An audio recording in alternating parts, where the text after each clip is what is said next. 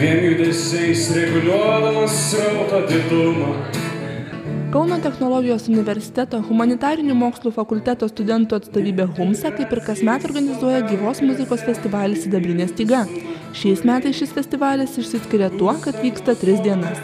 Šis festivalis kaip yra jaunųjų atlikėjų konkursas, galima taip vadinti.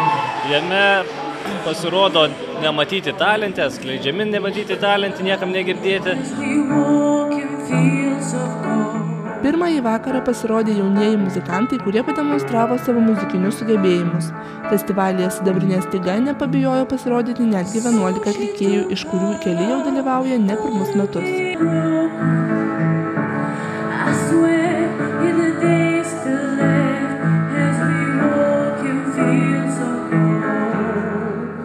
Neblogai visai sekėsi, iš tikrųjų visai bijojau, bet labai turėjom gerą palaikymą ir buvo labai smagu girdėti šūksnius ir aplodismentus po mūsų pasirodymų.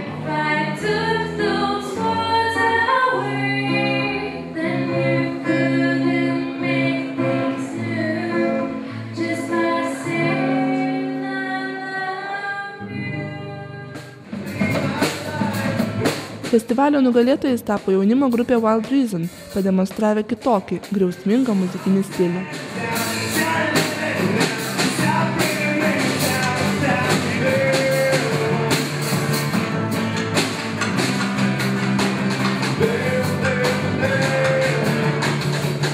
Kaip jums sekės koncertuoti? Manau, kad įvertins klausytojai ir komisija, kaip sekėsi. Kaip mes manom, tai tiesiog dar vienas koncertas. O ko tikėsi šio festivalio? Ko tikimės? Laimėt. Taip, galėt paimti pirmą vietą. Ne, iš tikrųjų, manau, kad tikimės... Kiekvieną konkursą tikimės laimėt, būtinai laimėt. Taip, pirmą vietą. Ir kuo daugiau užkariauti klausytojų širdis, be abejo. Wild Reason gavo galimybę 2 ir 3 festivalio dienomis viena scena dalintis su žinomais atlikėjais Vidu Bareikiu bei Jurga Šeduikytė.